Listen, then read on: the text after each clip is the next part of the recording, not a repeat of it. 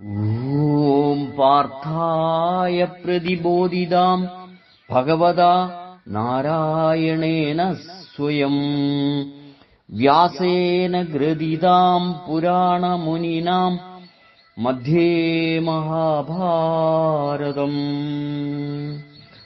ആത്മഭാവങ്ങളെ, ഭഗവത്ഗീതയിലെ മർമ്മങ്ങൾ എന്ന പരമ്പരയിൽ ഇന്നത്തെ നമ്മുടെ ചിന്താവിഷയം ജ്ഞാനത്തിലേക്കുള്ള വഴി. യാ നിശാ സർവഭൂതാനാം തസ്യാം ജാഗർത്തി സംയമി യസ്യാം ജാഗ്രതി ഭൂതാനി സാ നിശാ പശ്യതോ മുനേ.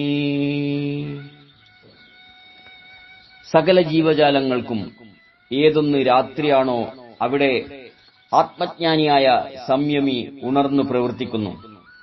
സകല ജീവജാലങ്ങളും എവിടെ ഉണർന്നു പ്രവർത്തിക്കുന്നുവോ അവിടെ സംയമിയായ മുനി രാത്രിയിലെന്ന പോലെ നിദ്ര പ്രാപിക്കാറുണ്ട്.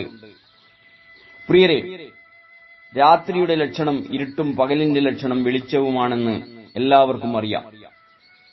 ഒന്ന് ലോകത്തെ മറയ്ക്കുന്നു, മറ്റേത് ലോകത്തെ പ്രകാശിപ്പിക്കുന്നു. വെളിച്ചം ജ്ഞാനത്തിന്റെയും ഇരുട്ട് അജ്ഞാനത്തിന്റെയും പ്രതീകമാണ്. വെളിച്ചം വരുമ്പോൾ ഇരുട്ട് പോകുന്നു. ഇരുട്ട് എന്നത് വെളിച്ചത്തിന്റെ അഭാവം മാത്രമാണ്. അത് യഥാർത്ഥത്തിലുള്ളതല്ല. ഇരുട്ടിന് സ്വന്തമായ ഒരസ്തിത്വം ഇല്ലാത്തതുപോലെ ജീവജാലങ്ങൾ അനുഭവിച്ച് രസിക്കുന്ന വിഷയങ്ങളും താൽക്കാലികമായ ഒരു തോന്നൽ മാത്രമാണ്. അതുകൊണ്ടാണ് ഇന്ദ്രിയ വിഷയങ്ങൾ എത്ര അനുഭവിച്ചാലും മനുഷ്യന് ശാശ്വതമായ ശാന്തിയും ആനന്ദവും കൈവരാത്തത്. ആധ്യാത്മിക സാധനമുറകളും ബ്രഹ്മാനുഭൂതിയും എളുപ്പമല്ല, ക്ഷിപ്രപ്രസാദ്യവുമല്ല. എന്നാൽ ഇന്ദ്രിയസുഖം എളുപ്പമാണ്, ഉടനെ അനുഭവപ്പെടുകയും ചെയ്യും.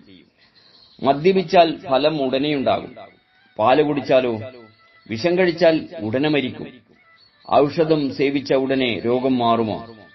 വിഷയസുഖത്തിൽ മാത്രം സുഖം കണ്ടെത്തുന്നവരുടെ ജീവിതം മനസ്സംയമനം ചെയ്ത് ജീവിക്കുന്നവരുടെ ജീവിതവും തമ്മിൽ രാത്രിയും പകലും തമ്മിലുള്ള വ്യത്യാസമുണ്ട്. ഇന്ദ്രിയ വിഷയങ്ങളെ ആശ്രയിച്ച് വഴിതെറ്റിപ്പോകാതെ ആത്മാവിന്റെ അനശ്വര മാർഗത്തിലൂടെ സഞ്ചരിച്ച് ശാന്തിയും ആനന്ദവും നേടുവാൻ നാം ഓരോരുത്തരും പരിശ്രമിക്കണം. സ്നേഹപൂർവ്വം, രഞ്ജൻ, കയനാട്.